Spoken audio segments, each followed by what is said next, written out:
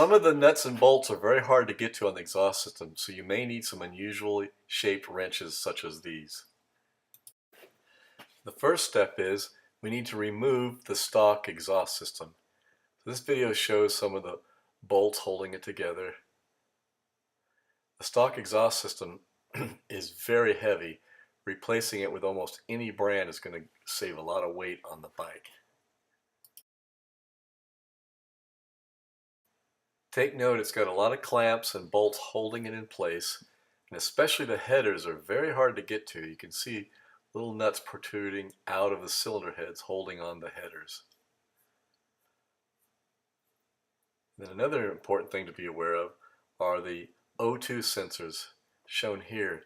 There's one going from each cylinder into the exhaust pipe near the cylinder head. You have to be careful about taking these out and putting them in the new pipes. Let's begin by removing the mufflers.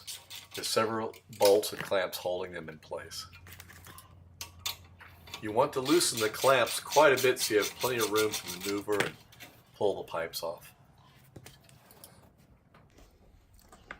Actually, before we proceed taking the mufflers off, let's get the heat shields off. They're held on by one-time use little clamps, so there's no screw to undo. You just have to drive a screwdriver behind them and pry them apart to get them off.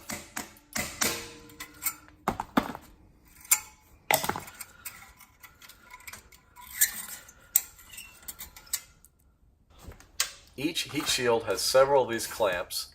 So just find them and pry them off with a screwdriver and then pull the heat shield out of the way.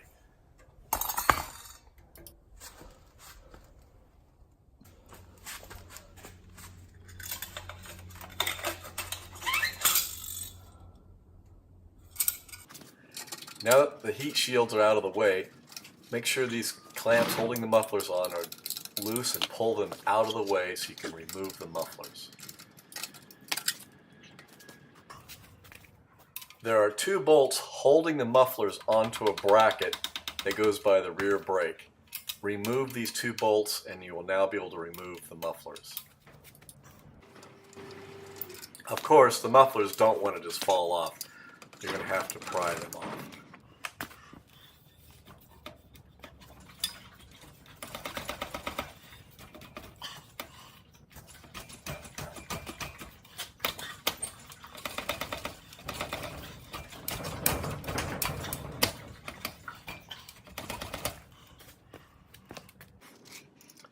You may have to use a screwdriver to kind of open up the flanges where the mufflers are connected to the header pipes.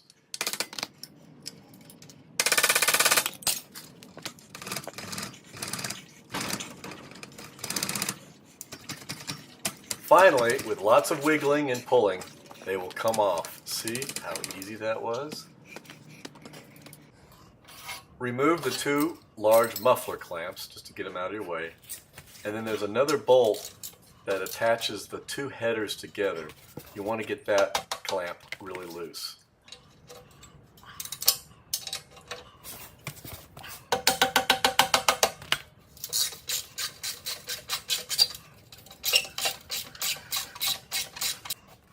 If you haven't already, finish removing the forward heat shields by prying the clamps off of the pipe using a screwdriver. Next, you will want to remove the O2 sensors from each of the headers before you remove the headers. They're fairly easy to get to and it prevents damaging the O2 sensors.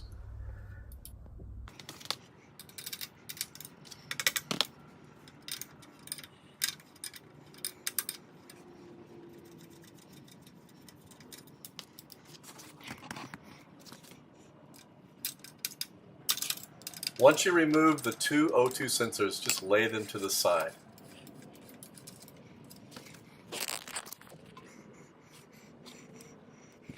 The bolts and nuts holding the headers onto the cylinder heads are not going to come off without a fight, so it's good to spray a penetrating lubricant on first and let it soak for a few hours.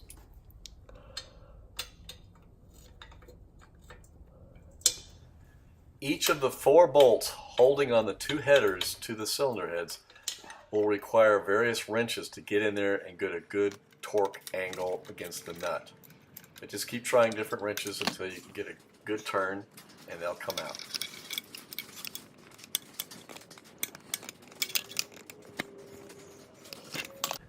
Studs are embedded into the cylinder heads, so the entire stud may come out or the nut may come out. Either one is okay.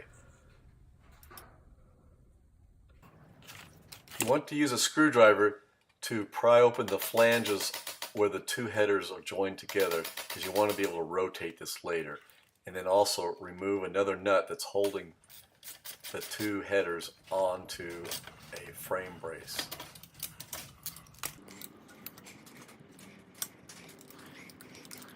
Now proceed to the forward header, and again you're going to have to use different tools to get in there and slowly remove the nuts or the studs holding the headers onto the cylinder head.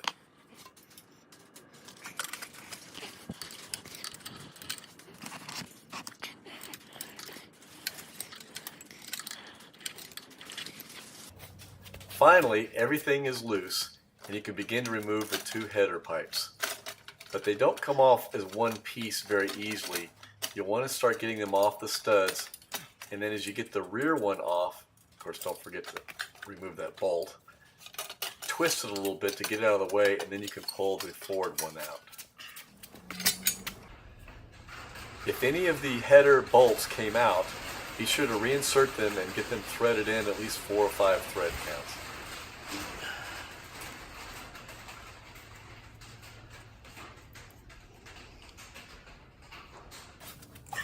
Before we begin the installation of the new exhaust system, let's get this mounting bracket out of the way. You're not going to need it for the new system, and it just takes a little bit more weight off of the bike.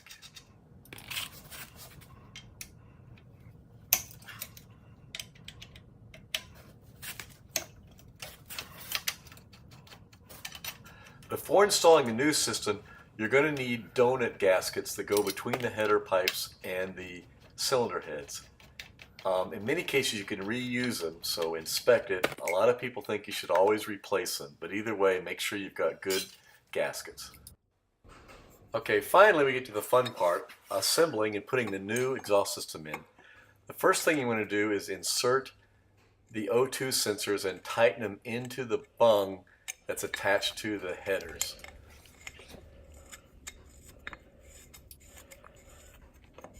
Go ahead and tighten this up pretty thoroughly with a wrench, because it's easier to do it now than it will be after it's installed. On the rear cylinder O2 sensor, you might want to clip a little tie wrap that's holding the cable in place to give you some more slack. And this will make it easier to insert in the header. And then if you want to, you can tie wrap it back in place once you're all installed.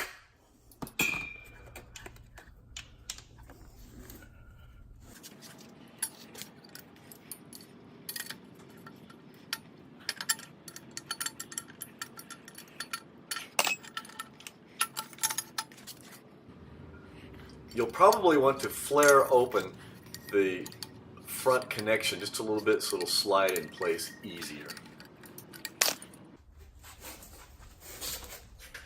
Okay, now you will slide the front connection onto the front header pipe and then carefully maneuver the rear cylinder head connection over the studded bolts. You have to wiggle things around a little bit. Be careful not to scratch anything, and watch for your clearances. There's a bolt sticking out of the frame right there, and then of course it has to go under the engine. So just get everything in position so it's not touching or rubbing on anything. Now attach and tighten the rear flange over the rear cylinder header. Of course, this step is not easy. It's very hard to get your fingers in there, and you're going to have to use the various wrenches. Once you get the nuts and the studs started, use the various wrenches to tighten it down.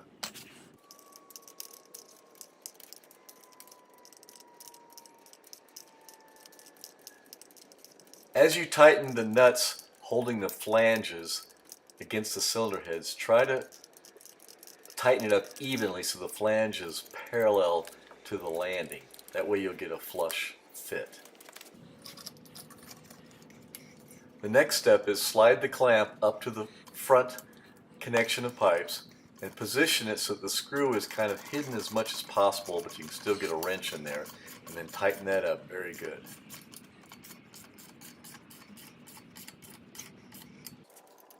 Now tighten the nuts holding the front flange on, and again try to tighten it down evenly and get it nice and snug.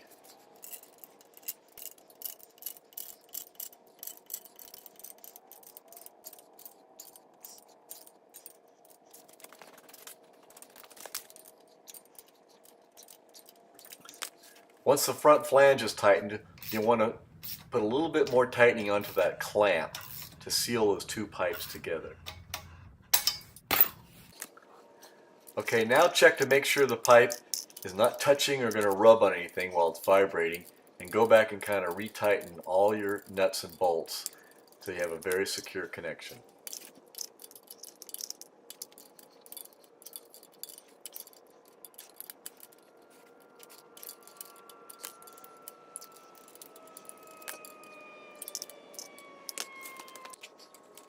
Now you want to put a clamp on the rear and position the muffler, which actually has no baffles in it in this case, pointing down probably or out to the side, however you want.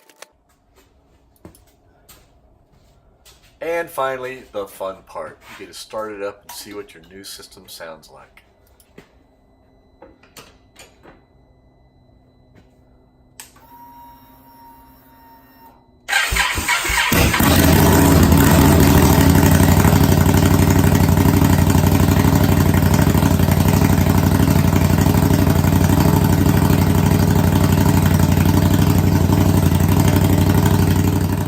While the engine is running, you can take a flame like a barbecue grill lighter and hold it up around all the joints that you've attached to the engine and the pipes together. And if while the engine's running, if it blows the flame out, that means you've got a leak and you need to tighten it up better. Since we had some leaks, if you look closer you can see the flange is not tightened evenly, so we corrected that. Also, this clamp is sticking up in a way that it's going to show in the final assembly. So we took it off and rotated it around so that it's facing more downward.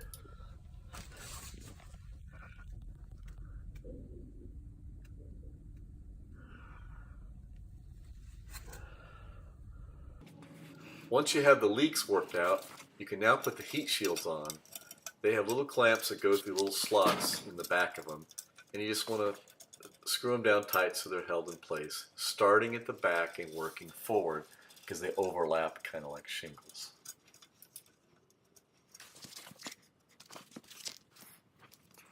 As you insert the hose clamps into the heat shields, take note of which way the screws are going to end up facing so you can get a screwdriver or nut driver in there to tighten them down.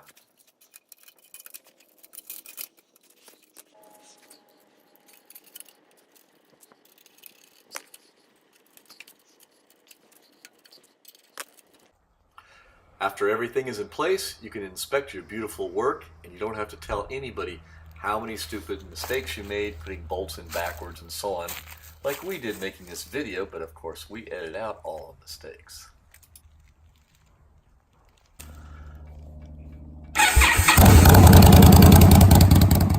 This exhaust system by Rogue Pipeworks includes the 601 headers, and in this case we used the short muffler, the shock, which gives it a very deep but very loud sound. If you want a little bit quieter, they have some other mufflers you can install instead.